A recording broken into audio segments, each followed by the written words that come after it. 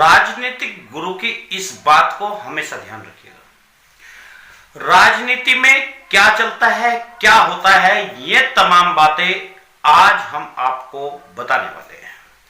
आप मेरे साथ बने रहिए और पूरी वीडियो को देखिए। आखिर किस नेता ने कौन सा बयान दिया और उसका राजनीतिक महत्व क्या है, आज हम ये आपको समझाने वाले हैं। आज हम आपको वे तमाम बातें बताने वाले हैं जिन बातों का लेना देना केवल और केवल राजनीति से है, उसके बाद उनका कोई औचित्य नहीं रहता है। आखिर इस तरह की बयानबाजी क्यों की जाती है और इससे मतदाता के दिमाग पर क्या गहरा असर पड़ता है, जिस कारण वह उस पार्टी के साथ में चला जाता है, वही हम आपको समझाने वाले हैं। और किस तरह अफवाह उड़ाई जाती है, यहां पर बच्चे नहीं बल्कि अंडे उड़ाए जाते हैं राजनीति में जब सरगर्मी तेज हो जाती है और चुनाव नजदीक आ जाते हैं। आपने सुना होगा प्रधानमंत्री नरेंद्र मोदी ने एक बयान दिया। उन्होंने कहा लाल टोपी खतरे का निशान है।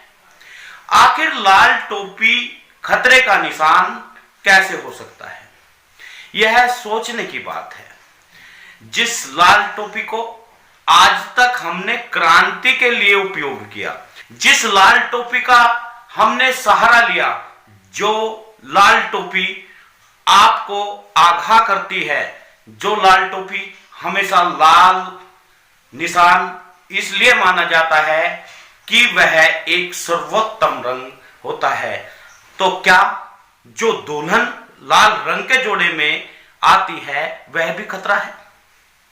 आखिर क्यों है लाल टोपी खतरे का निशान? लाल रंग को खतरे का निशान प्रधानमंत्री ने क्यों दिया?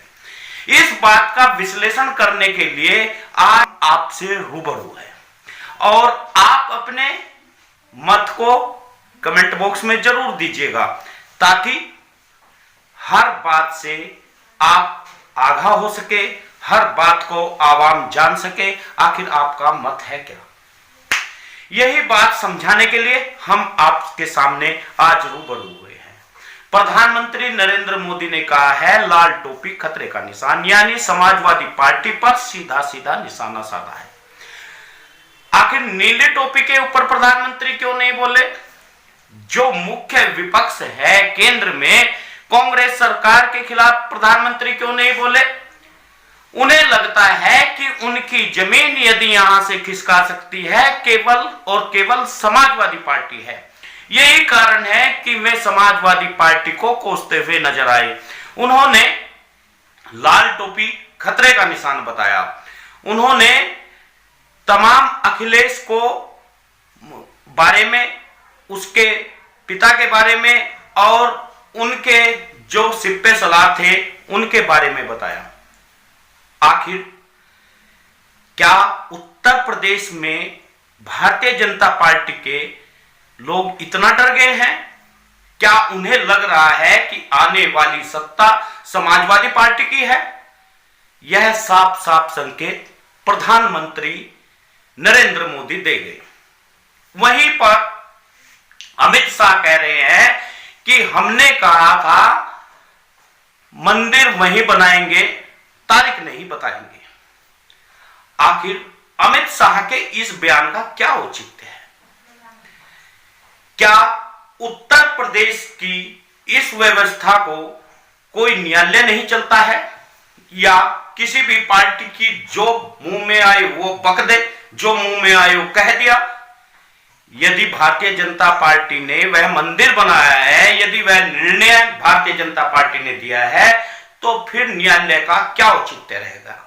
क्या यह अवमानना नहीं है उच्च न्यायालय की? क्या इसे हम न्यायालय का अपमान नहीं कह सकते?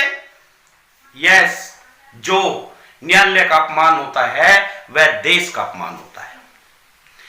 फिर क्यों कह रहे हैं अमित शाह जी ऐसा कि रामलला हम आएंगे, मंदिर वहीं बनाएंगे, तारीख नहीं बताएंगे? मंदिर बनाने का निर्णय उच्चतम न्यायालय ने दिया है, भारत के सर्वोच्च न्यायालय ने दिया है, और उसी कारण मंदिर बन रहा है। यदि आप मंदिर बनाने वाले थे तो जिस समय आपने बाबरी मस्जिद को ढा दिया, उस समय आपने मंदिर क्यों नहीं बनाया? उस समय भी यह विचाराधीन था कोर्ट के, और अब भी वह कोर्ट के अधीन ही था और कोर्ट ने ही यह निर्णय दिया। लेकिन राजनीति में इन छोटे छोटे तथ्यों की बातों को परखा जाता है और वोटर के ऊपर एक लेबल चिपका दिया जाता है और उन लेबल से लगातार उसके दिमाग पर एक पकड़ बनाई जाती है। आखिर प्रधानमंत्री नरेंद्र मोदी महंगाई के ऊपर क्यों नहीं बोलते? आज एक आम आदमी जो महंगाई से त्रस्त है, उसे सरसों का तेल 200 रुपए लीटर, आटा 26 रुपए किलो, टमाटर 80 रुपए किलो, मटर 60 रुपए किलो, प्याज 50 रुपए किलो, पेट्रोल 100 रुपए लीटर, ये तमाम चीजें लेनी पड़ रही है। गैस का सिलेंडर आज लगभग 1000 रुपए का है।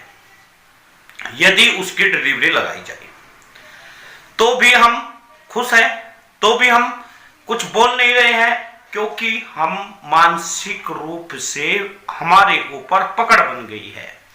वो पकड़ हिंदुत्व की पकड़ है। हम अपना बुरा भला नहीं सोच रहे हैं, हमारे तमाम लोग मारे जाए, हम कुछ बोलते नहीं है। उत्तर प्रदेश में इतने इनकाउंटर हुए, यह सही है कि बदमाश को मार देना चाहिए, लेकिन यह तय कौन करता है?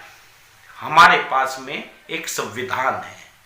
संविधान देश का वो प्रपत्र होता है जिसके अधीन रहकर हमें काम करना होता है। यदि हम उसके अधीन काम नहीं करते तो इस देश का कोई औचित्य नहीं रहता। सब बेलगाम हो जाते हैं। राजनीति के दायरे में रहकर ही हमें कानून के दायरे में रहकर तमाम कानून करने पड़ते हैं, और जिस देश की जनता कानून के रखवालों को कानून का उल्लंघन करने पर तालियां बजाती है, इसका मतलब यह है वह देश की जनता शिक्षित नहीं होती। क्योंकि आपने देखा होगा सद्दाम हुसैन अमेरिका का प्रमुख दुश्मन था। जब अमेरिका ने सद्दाम हुसैन को फांसी दी तो वहां की जनता ने उसे अन्याय करार दिया था और उसके खिलाफ जुलूस भी किया था। तो क्या वे तमाम लोग अमेरिका के विद्रोही थे? क्योंकि हमें इंसाफ के साथ रहना होगा, हमें लोकतंत्र की गरिमा को समझना होगा। हम एक ऐसे देश में रहते हैं जहां लोकतंत्र है। हम किसी कबीले में नहीं रहते, हम एक देश में रहते हैं। हम किसी रजवाड़े में नहीं रहते, यहां जनता का राज चलता है। यदि एक मुख्यमंत्री यह कह देता है कि अपराधियों की संपत्ति जब्त होगी, अपराधियों की संपत्ति क्यों जब्त होगी? उनके बीवी बच्चों को क्यों दंड देंगे आप? उनके घर वालों को क्यों दंड देंगे? कोई कानून व्यवस्था है कि नहीं है? इस देश में कानून का राज कब कायम होगा? यही हम आपको समझा रहे हैं, यही हम आपको बता रहे हैं। राजनीतिक गुरु राजनीति की वो अंदर की बातें आपको बताएंगे जो वास्तव में दिमाग पर पकड़ बनाती है, जो दिमाग को झकझोर कर देती है और हम भावनाओं में बह जाते हैं। कभी राष्ट्रवाद की तो कभी धर्मवाद की। कभी भी धर्मवाद राष्ट्रवाद नहीं हो सकता। यदि कोई हिंदुत्व की बात करे और मैं हिंदू हूं तो इसका मतलब यह है कि मैं राष्ट्रवाद भूल जाऊं। राष्ट्रवाद यह है कि जो हमारे लोकतंत्र पर प्रहार करता है वह राष्ट्रद्रोही होता है, और उस राष्ट्रद्रोही को रहने का कोई हक नहीं होता। उसको उतार कर उखाड़ कर फेंक देना चाहिए। यह राष्ट्रवाद होता है। धर्मवाद के आगे राष्ट्रवाद छोटा होता है। धर्म कोई भी हो, लेकिन उसमें कट्टरपंथ से ही नहीं होता। यदि कट्टरपंथ उसमें उत्पन्न होता है तो उसकी दशा अफगानिस्तान के जैसी हो जाती है। यह याद रखना आप। यदि देश में कट्टरवाद हुआ, चाहे वह मुस्लिम कट्टरवाद हो, चाहे वह हिंदू कट्टरवाद हो या अन्य धर्म का कट्टरवाद हो। कट्टरवाद की लोकतंत्र में कोई जगह नहीं रहती, और जहां लोकतंत्र में कट्टरवाद की जगह होती है तो वह लोकतंत्र नहीं रहता। दोस्तों, अपील है आपसे, एक निवेदन है, आप वीडियो को शेयर जरूर करिएगा, समाज में जागरूकता पैदा करिएगा।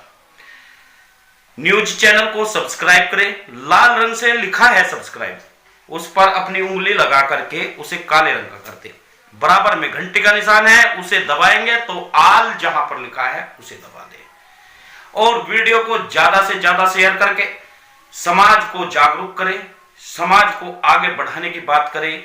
धर्मवाद और जातिवाद से उठकर राष्ट्रवाद की बात करें। अपने राष्ट्र को मजबूत बनाने के लिए लोकतंत्र की गरिमा को बचाना जरूरी है, न्यायपालिका को बचाना जरूरी है, न्यायालय को बचाना जरूरी है। तब जाकर के लोकतंत्र चलता है, और उसी लोकतंत्र की गरिमा में रहकर हमें काम